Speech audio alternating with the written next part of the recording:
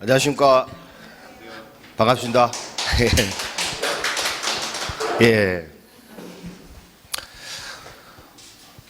실무에서 주택임대차보호법이나 상가건물 임대차보호법에 대해서 질문을 많이 받으시죠? 근데 반은 대답할 수 있고 반은 대충 대답하시죠? 예, 이게 현실인데 뭐 공부한 지 오래 되다 보면 다 까먹습니다. 그래서 이 시간은 임대차보호법하고 상가건물 임대차보호법에 대해서 한번 자세히 한번 보겠습니다. 특히 주택임대차보호법은 최근에 개정된 내용도 있죠. 뭐 상가도 그렇지만 보시면 주택임대차보호법은 특별법이라고 하는데 그 민법에도 임차권 규정이 있어요. 민법에도. 근데 민법상의 임차권은 힘이 상당히 약해요. 마지막에 보겠지만 민법상 임차권은 힘이 약하다. 그래서 여러 가지 임차권이 있지만 뭐 토지 임차권도 있고 건물 임차권도 있고 여러 가지 임차권이 있지만 주택의 임차인을 특별히 보호하기 위해서 주택임대차보호법이 생겼다는 거죠. 일단은 이제 성립의 측면인데 주택임차권이 성립하기 위해서는 차임이 있는 임대차가 있어요. 보증금은 있는 경우도 있고 없는 경우도 있죠. 뭐 선세로 월세만 낼 수도 있잖아요. 연세를 낼 수도 있고 보증금은 있는 경우도 있고 없는 경우도 있고 필수 요소는 아니고 그리고 사용료가 있어요. 차임. 그리고 임차권의 등기는 필수 요건은 아니라는 거죠. 임차권 등기 할 수도 있고 안 할 수도 있고 좀 이따 나옵니다. 그리고 전입신고 가능하고 확정일자 가능하죠. 그래서 임대차의 별칭은 뭐 월세다, 사글세다, 반전세다, 깔세다 다 임차권입니다. 그 다음에 차임이 있는 경우가 있고 뭐 전세라고 표현하죠. 법률 용어로는 미등기 전세 내지 채권적 전세입니다. 그 미등기 전세금을 교부하게 됩니다. 근데 우리가 전세권이다, 전세권 요 세 글자를 얘기한다면 물권인 관계로 그 전세권에 등기를 해야 전세권이라고 표현할 수 있어요. 전세권 세 글자는 전세권에 등기를 한 권리가 전세권이고 우리가 시중에서 뭐 전세다 이렇게 표현하는 경우는 대부분 미등기 전세죠. 등기 없는 이러한 미등기 전세도 그 임차권으로 성립할 수 있다는 거죠. 그 다음에 반대 약정이 없으면 등기 청구가 가능하다. 요거는 임차권의 등기입니다. 뒤에서 나오고 그리고 임차권 등기 명령 제도에 의한 등기도 가능한데 요것도 뒤에서 나옵니다. 그러니까 임차권의 성립은 뭐 월세가 있는 임차권도 있고 뭐 시세말로 전세금만 교부하는 그러한 임차권도 있다는 거. 전세 등기는 안 하지만 그 다음에 적용 범위 주된 용도가 주거용인 건물의 전부나 일부 임대차. 근데 일시 임대차는 주임법이 적용 안 한다는 거죠. 뭐 여관방이다, 민박집이다 이런 경우는 주거용 건물의 임대차지만 그 주임법에 의해서 보호되지 않습니다. 자, 그 다음에 보증금의 액수 제한이 없다. 보증금이 20억이에요. 보증금이 20억이고 월세가 1,000만 원이야. 이런 경우도 주임법의 보호를 받는다 못 받는다? 받아요 못 받아요? 받죠. 근데 상가건물 임대차보호법은 뭐 서울시 보증금 4억 원을 초과하면 안 된다. 그 보증금의 액수 제한을 두지만 주택임대차보호법은 보증금의 액수 제한이 없어요. 그 다음에 공부상 용도, 미등기, 무허가 불문하는 거 주거용으로 사용한다면 주택임대차보호법의 보호를 받는다는 거. 그 다음에 자연인의 임대차에 적용된다. 자연인의 주거생활의 안정을 위한 제도잖아요. 법인의 임대차에는 적용이 안 된다는 거죠. 강남이나 송파나 그 주변에 보면은 회사에서 직원들을 위해서 주택의 임차권을 취득하는 경우가 있잖아요. 회사. 이런 경우는 주택임대차보호법의 보호를 받는다, 못 받는다? 못 받는다. 설사 직원이 전입신고했다. 그래도 직원이 임차권자로 기재되어 있는 건 아니잖아요. 그죠? 주식회사 법인이 임차권자다. 이런 경우는 주임법의 보호를 받아야 못 받아요? 못 받는다는 거죠. 그래서 법인이 주거용 건물을 임차할 때는 그 전세 등기하는 경우가 많더라고요. 전세권의 등기죠. 물권인 전세권. 존속보장 측면인데 옛날에는 1년 보장하고 그랬는데 주임법에 개정이 있어서 2년 보장이 됐어요. 근데 만약에 2년 미만으로 정했다. 1년을 약정했다. 1년을. 그래도 임차인은 2년 미만의 기간 1년을 주장할 수도 있고, 그죠? 그 다음에 주임법에 따라서 2년을 주장할 수도 있어요. 근데 거꾸로 임대인이 나 계약서 1년짜리 썼으니까 1년 만에 나가 할 수 있어요? 못해요. 임차인 마음입니다. 계약서에 1년짜리 썼다. 그럼 1년을 주장해도 되고 2년을 주장해도 되고, 요거는 임차인 마음입니다. 근데 상가건물 임대차보호법은 1년 단위로 보호되죠. 물론 갱신요구권 행사한다면 5년까지 보장이 되지만 주택임대차보호법은 최단기 2년 단위로 보호가 됩니다. 그 다음에 법정갱신, 묵시의갱신, 자동갱신이라고 표현하는데 임대인이 누가요?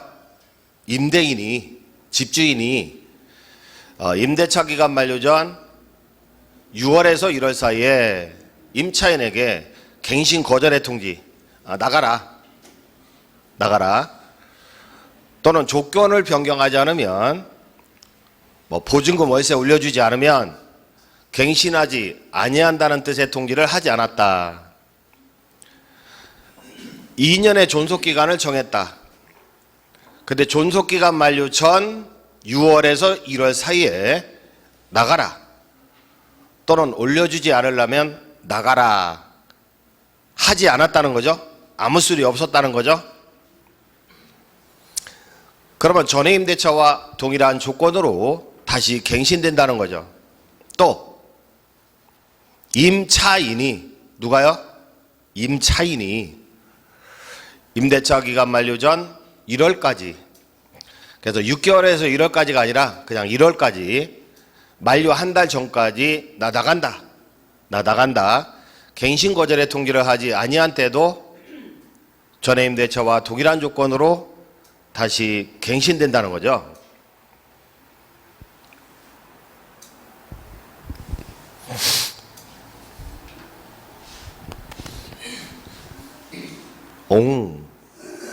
그려지네. 보시면 2년입니다. 2년을 약속했다. 존속기간 만료 전 1개월에서 한 달이죠. 한 달. 그 다음에 존속기간 만료 전 6개월이죠. 6개월. 요 사이에 임대인이 누가요? 임대인이 나가라. 내가 직접 들어가서 살 거다. 아니면 나 보증금 2배 올릴 거다. 할 말 없는 거죠? 나 보증금 2배 올릴 거니까 나가라. 존속기간 보장했잖아요. 2년. 이런 얘기가 없어요. 또 임차인도 존속기간 만료 전 한 달이죠, 한 달. 요때까지 나간다 소리 없는 거죠. 존속기간 만료 전 한 달 전까지 나간다 소리가 없는 거야. 그러면 자동갱신 되는 거죠. 자동갱신 되면은 다시 2년이 되는 거 아시죠? 자동갱신 되면은 다시 2년입니다. 다시 2년. 그러면 법정갱신을 막으려면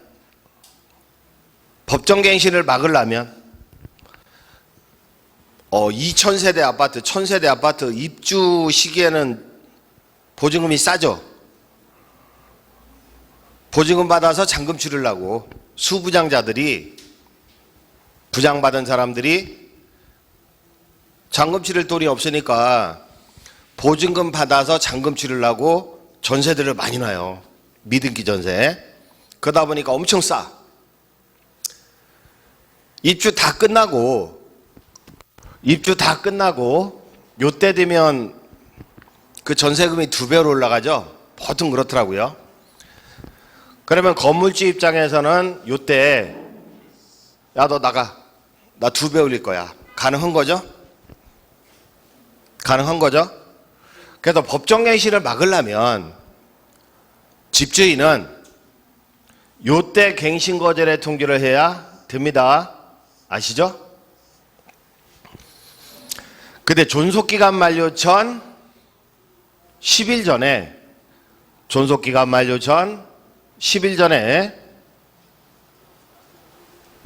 나가라고 한 거예요. 자, 존속기간 만료 전 10일 전에 나가래요. 그럼 임차인은 나가야 됩니까? 그건 아니라는 거죠. 다시 2년을 주장할 수 있다. 맞다, 틀리다? 맞다. 그죠? 그러니까 처음에 입주 시기에는 그 미등기 전세금이 1억이었어, 1억. 뭐 서울시에 1억짜리 없지만. 근데 건물주가, 집주인이 존속기간 만료 전 10일 전에 나가라고 한 거예요. 10일 전에. 왜냐면 2배 올려받으려고 딴 사람한테. 그러면 임차인은 다시 2년을 주장할 수 있어요. 그래서 집주인의 입장에서는 1억에서 내보내고 2억 받으려고 했는데 2억 못 받고 그대로 묶이는 거죠.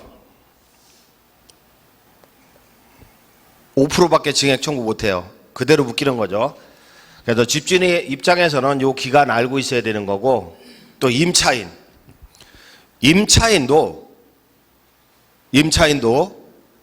나가야 돼. 나 부산으로 전근을 가게 된 거예요. 서울에서 부산으로 전근 가게 됐어. 그러면 한 달 전까지는 얘기해 줘야 되죠. 나간다고? 한 달 전까지 나간다고 얘기했다. 그러면 2년의 존속기간 만료 후 임대차는 종료됩니다. 그래서 퇴거하면서 보증금 반환 청구 가능하다는 거죠. 근데 만약에 임차인이 열흘 전에 나간다고 한 거야, 열흘 전에.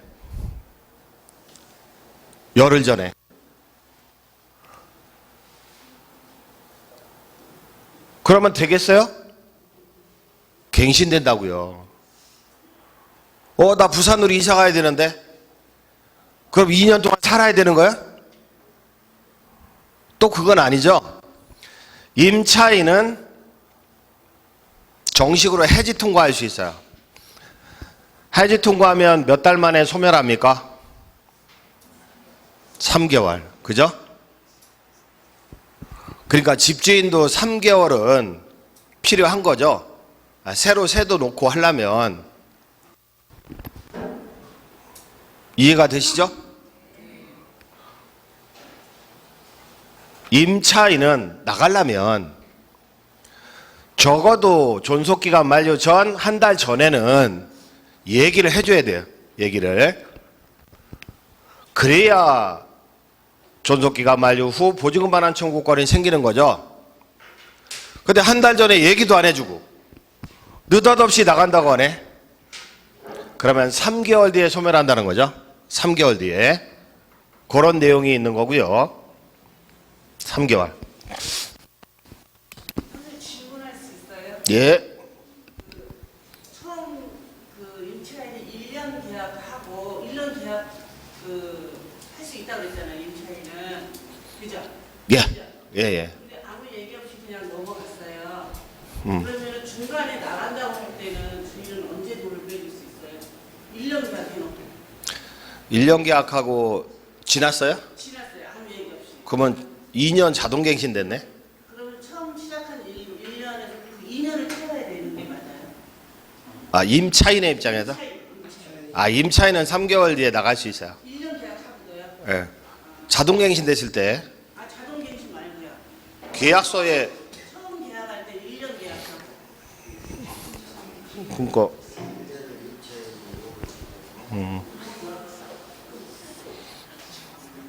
1년짜리 썼다. 1년짜리 샀어요. 그죠? 그러면 요 시점이 됐다는 거죠? 시점에 나간다고 했어요. 요 시점에. 그러면 임차인은 어쨌든 계약은 1년 하기로 한 거잖아요? 네. 근데 1년이 지났다면 갱신된 거죠? 갱신이 언제까지 돼요? 2년으로 갱신되는 거죠? 2년이 되는 거예요. 네. 제가 어제 물어봤더니 기본 계약은 2년이니까 그때부터 1년만 연장이 된다고 그랬는데 그럼 처음 계약했을 때요. 그러면 묵시적 갱신은 2년 뒤부터 묵시적 갱신이 된다고 했거든요. 2년 뒤부터? 네. 근데 요 존속부장에서 임대인이 2년의 임대차 기간 만료 전 이렇게 써 있지는 않거든요. 법조문에. 그냥 약정한 임대차 기간 만료 전 이렇게 돼 있는 거지.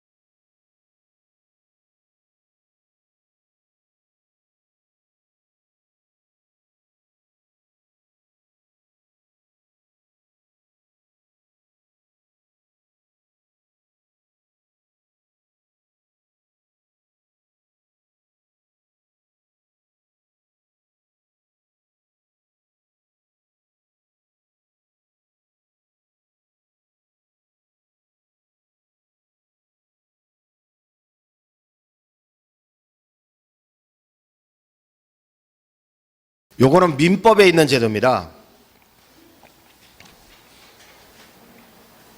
뭐 반대 약정이 없으면 임차권 등기 절차에 협력할 것을 청구할 수 있다. 여기 있네. 민법 621조. 그러고 부동산 임대차를 등기한 때는 뭐가 있다고? 대항력이 있다고. 그죠?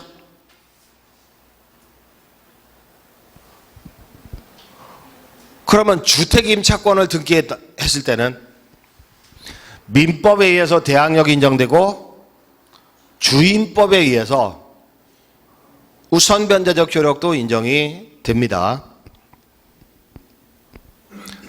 자, 민법에도 임차권 등기 제도가 있다고요. 이거는 공동신청에 의한 거예요. 공동신청. 저 임차권 등기 좀 해주실래요? 아, 그럽시다.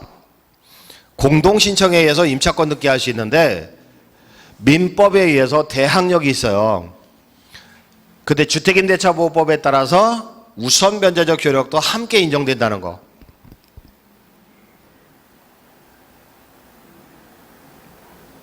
자, 우선 변제권입니다. 요건은 주택의 인도와 주민등록하고 확정일자를 갖춘 거죠. 근데 인도와 주민등록을 마친 다음 날 기준으로 우선 변제적 효력이 생긴다.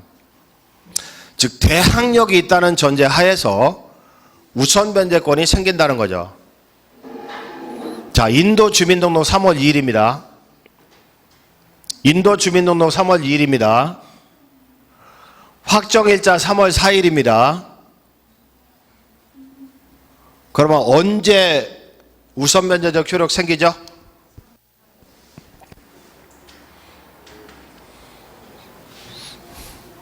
(3월 4일) 자, 인도 주민등록 3월 2일입니다. 근데 확정일자를 미리 찍을 수도 있죠. 계약서 들고 가서 찍어달라고 한 거야. 확정일자를 2월 25일 날 찍었어요. 자, 우선 변제적 효력은 언제 생기죠? 언제? 3월 2일? 3월 3일. 그죠? 대항력은 3월 2일 날 3월 3일 날 0시에 생기잖아요. 자, 대항력은 3월 3일 날 0시에 생기죠. 그러면 우선 변제적 효력은 대항력이 있다는 전제하에서 생긴다는 거죠.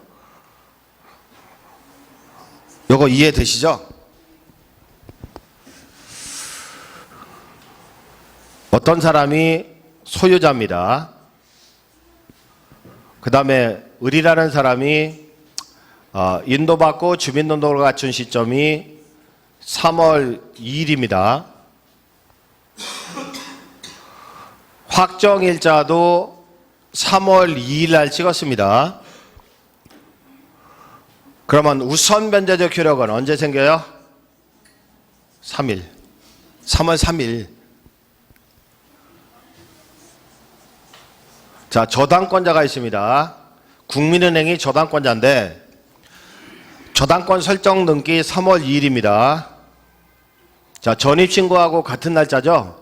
그죠? 그랬더니 국민은행에서 실제로 국민은행이 그랬으니까 갑한테 전화가 왔어. 어느 날 전화가 왔어요. 야, 갑아. 내가 선순위 저당권자인 줄 알았는데 같은 날 전입신고가 돼 있네. 기분 나쁘네. 동순위배당으로 기분 나쁘네.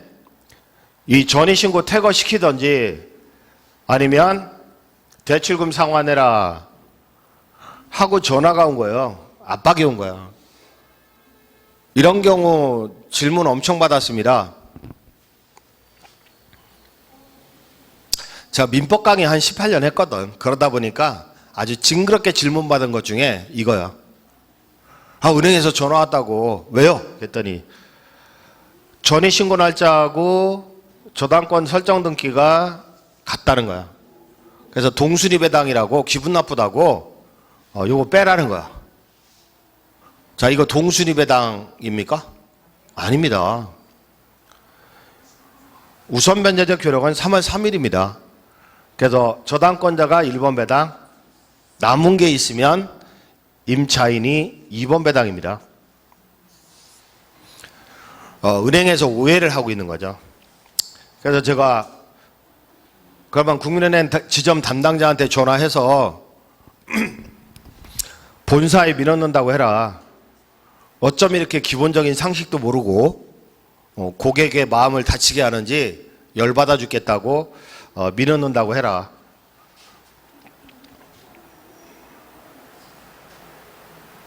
그랬더니 아무 소리 안 하더래요. 자, 그 다음에 그 미납 국세 열람, 그 미납 국세 열람 제도라고 아세요?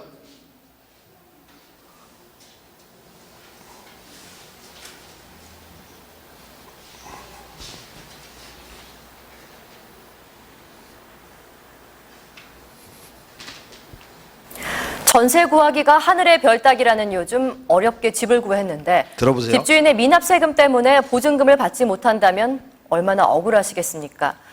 그래서 전셋집의 대출이나 세금 체납 등을 꼼꼼하게 따져봐야 하는데 이번엔 아예 확인할 수도 없는 상황에서 돈을 잃게 된 황당한 경우까지 생겼습니다. 송우영 기자입니다.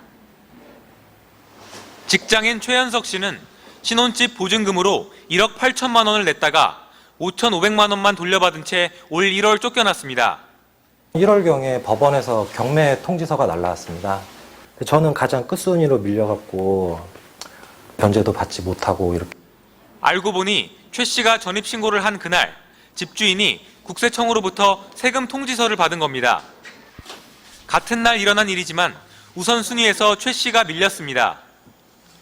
현행 주택임대차 보호법에 따르면 세입자의 권리는 전입신고 다음 날부터 발생하기 때문에 당일부터 효력이 생기는 국세가 우선이었던 겁니다. 최 씨로서는 미납 세금이 있는지 확인할 수 없었는데도 현행법으로는 보호받을 방법이 없습니다.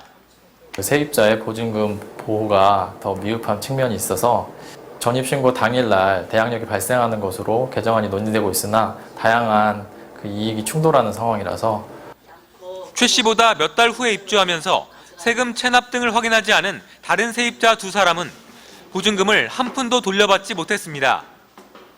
전문가들은 미납 국세 열람 제도를 통해 전세 계약 전 집주인이 내지 않은 세금이 있는지 꼭 확인해야 한다고 조언합니다. JTBC 송우영입니다.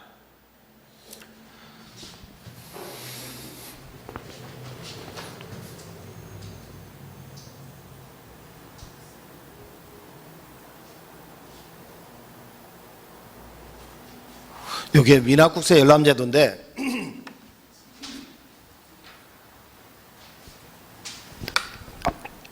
젊으신 분들은 잘 모를 텐데 어르신들은 이제 경험을 통해서 알죠.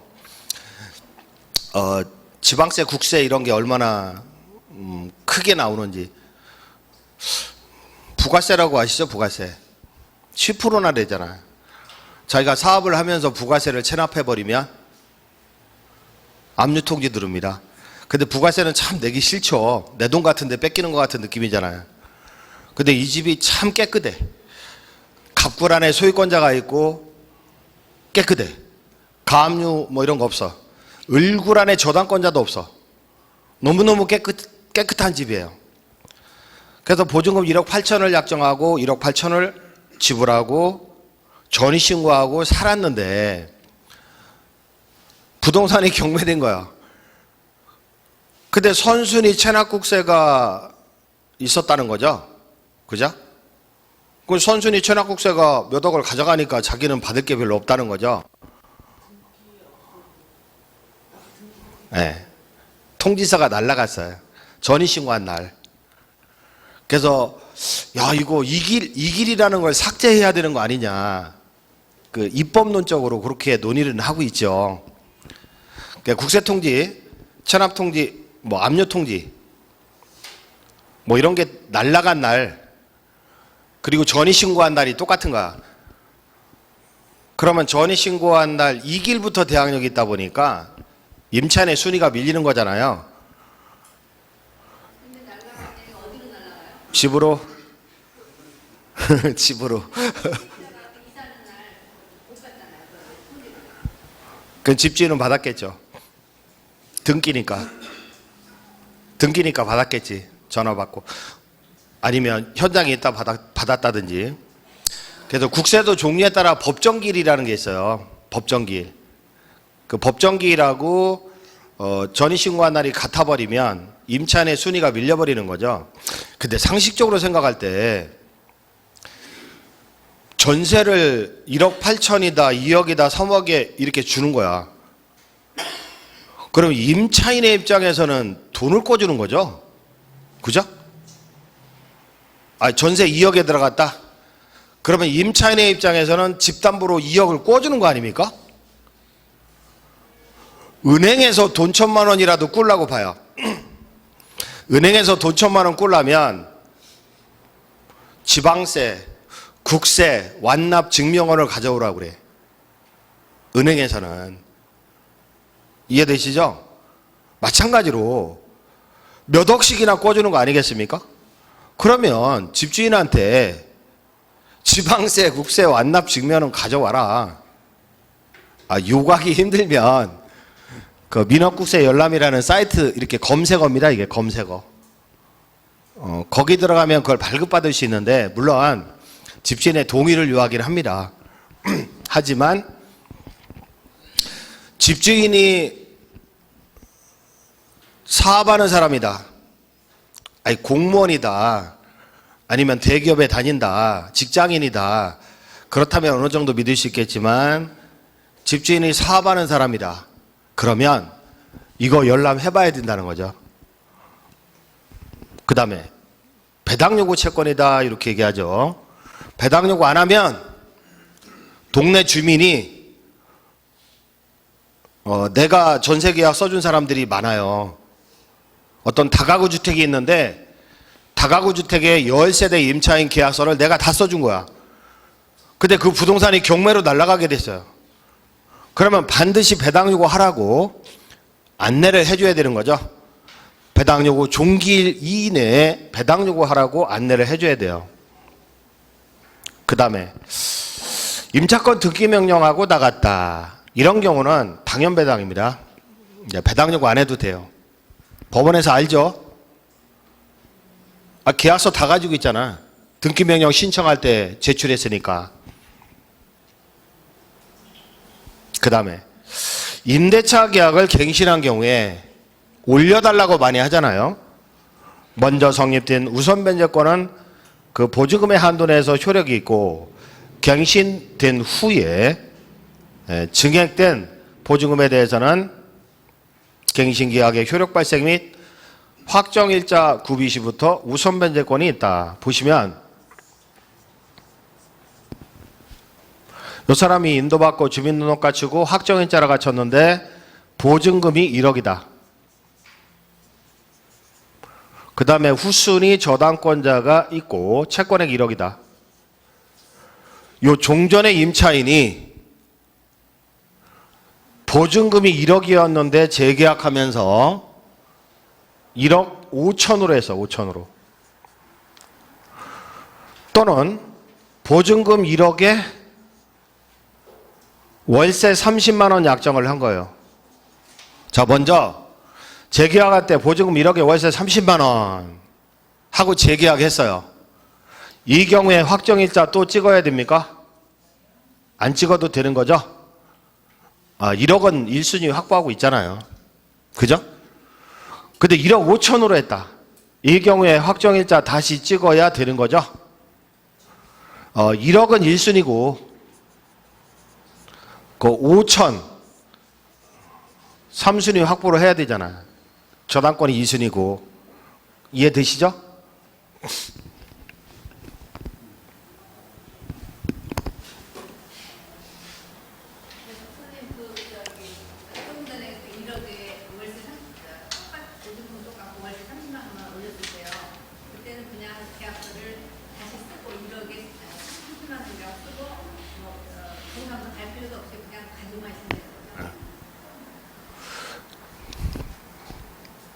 그 다음에 임차권 등기 명령을 했다.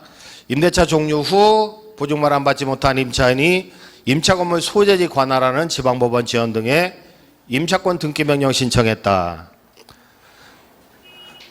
대항력과 우선 변제권은 그대로 유지가 되고 없던 대항력은 취득하고, 원룸에 살면서 전입신고 안 하고 사는 사람들 있잖아요. 그러면 대항력 없죠? 그러면 등기명령 신청하면 없던 대항력은 취득하고, 그리고 임차권 등기명령 이후에 대항력권을 상실하더라도, 퇴거하더라도 이미 취득한 대항력 우선 변제권을 상실하지 않는다. 근데 임차권 등기명령을 마친 건물이 있는데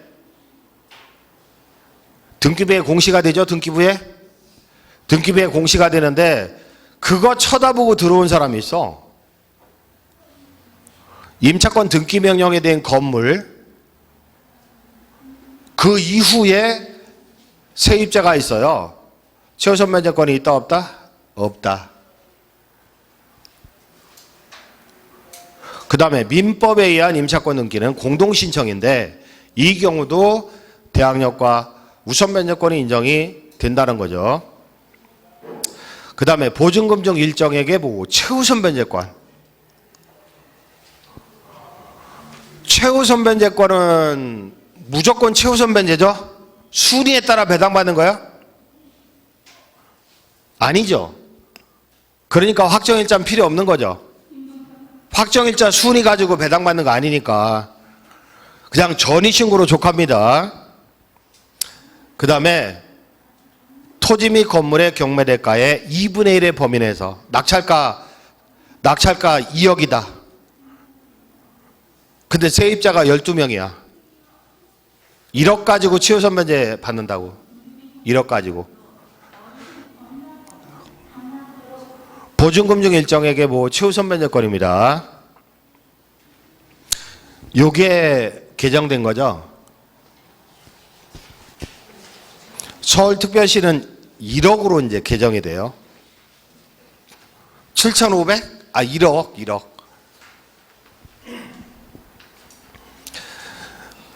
참. 1억도 소액 보증금에 해당된다는 거 보고 참 기가 막히네. 전세금이 얼마나 올랐길래 1억도 소액 보증금이래요. 그래서 서울시 보증금 1억 원 이하짜리입니다. 자, 서울시 보증금 1억 원 이하짜리 얼마까지 최우선 변제 받을까요? 3,400까지. 자, 선순위 저당권자보다 우선해서 배당을 받을 수 있다. 이해되시죠? 자, 보증금 1억짜리 3,400만 원까지 최우선 변제 받습니다. 그 다음에 과미 1억 채권여금 8천만 원 이하짜리 2,700만 원까지 최우선 변제 받습니다. 요 세종시가 문제인데 세종시도 전세금이 많이 올랐죠. 그래도 광역시, 세종시, 안산시, 용인시, 김포시, 광주시 6천만 원 이하짜리 2천만 원까지 최우선 변제 받습니다. 막강한 힘이죠. 그 다음에 주택임차권은 사실혼자 승계권이 있어요.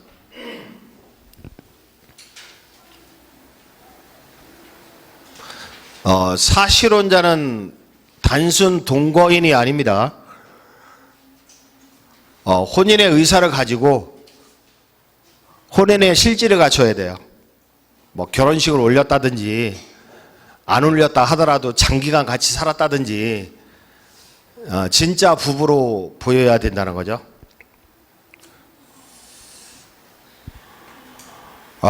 요즘 혼인신고 안 하고 사는 사람들이 많아서 이거 쓸까 말까 하다가 썼는데 혼인신고 안 하고 사는 경우도 사실혼자죠. 근데 임차인이 상속인 없이 사망했다. 자, 사실혼자는 자, 원칙. 사실혼자는 상속권이 있다 없다?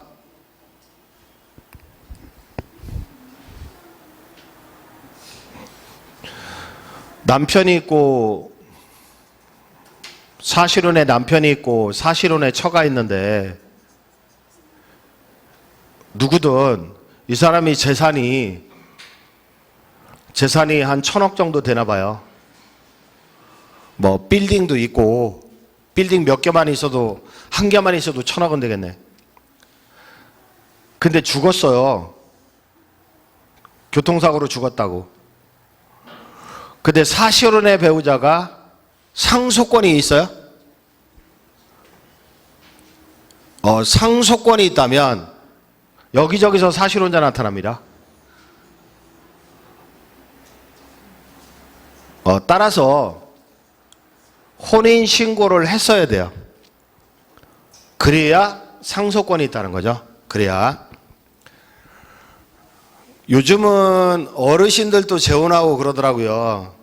자녀들이 있는데 뭐 60, 70세 되신 어르신들이 결혼을 하잖아요. 예전에는 대학교 캠퍼스 커플을 뭐 CC라고 했는데 요즘은 어르신들이 커플이 많은데 BC래, BC. 복지관 커플. 근데 외로우니까 같이 사는데 혼인신고 안 하죠? 왜? 이걸 아니까. 자기가 죽으면 자식한테 가는 게 낫지.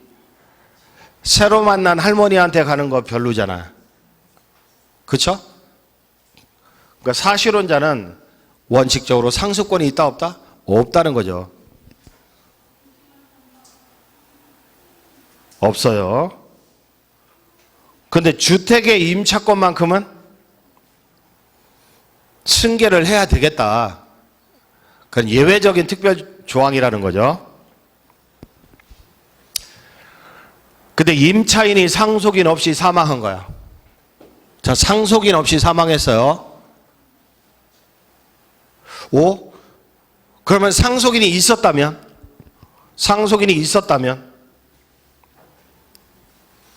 사실혼의 남편이 있고 사실혼의 처가 있어요. 근데 자녀가 있었다는 거죠. 그죠? 그러면 임차인이 죽어버리면 임차권은 자녀한테 승계됩니다. 그죠? 사실혼의 배우자는 뭐야? 같이 살면 되잖아, 키우면서. 이해되시죠? 그래서 임차인이 상속인 없이 사망했어. 근데 상속인이 있었다. 그럼 상속인한테 승계됩니다. 그럼 사실혼의 배우자는 같이 데리고 살면서 키우면 되는 거지. 죽었다고 금방 내다 버리면 안 되잖아요. 그러니까 상속인이 승계받습니다. 근데 상속인 없이 사망했어. 없었대요. 그러면 가정공동생활을 하던 사실혼 관계자가 승계하는 거죠. 예컨대 1억짜리 임차권 승계하는 거죠. 그 다음에 사망 당시에 그 상속인이 있었대요. 근데 그 주택에서 가정공동 생활을 하고 있지 않았대요. 할머니가 키우고 있었대. 할머니가. 그러면 사실혼자가 승계할 수 있다는 거죠. 사실혼자가. 근데 애는 할머니가 키우고 시골에서 이제 사실혼의 배우자입니다. 근데 이촌이야, 이촌. 형제, 시동생. 이렇게 가정공동생활을 하고 있었다는 거죠. 근데 형수하고 시동생하고 친해요, 안 친해요? 친한가? 나만 안 친한가? 별로 안 친해요. 우리 집이 콩가루 집안인 게 아니라 일반적으로 그래요. 일반적으로. 형수는 시동생 데리고 살고 싶겠어요? 싫은 거지. 싫은 거지. 예전에 우리 형수도 그러더라고. 우리 아버지가 집까지 사줬는데 시동생 데리고 있으라고. 그랬더니 싫다고 하더라고. 이거는 일반적인 집안이라고. 근데 형님이 뭐 2억짜리, 3억짜리 주택의 임차권자였는데 죽어버린 거예요. 그러면 공동으로 승계한다는 거죠. 공동으로. 그죠? 삼촌 걔는 나가야 되고 이촌인 경우는 친밀도가 사실은 배우자와 비슷하니까 이 경우는 공동으로 승계한다는 거죠. 그 다음에 밀린 월세가 보증금 다 까먹었어. 이런 경우는 승계할 필요가 없는 거죠. 사망한 후 한 달 이내에 임차권 승계 포기 의사를 표시할 수 있다는 거죠.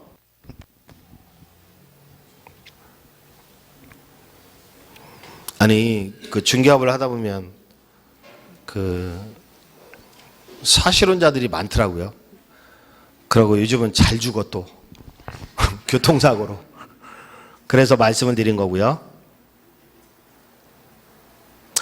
잠시만 쉬었다가 계속 보도록 하겠습니다.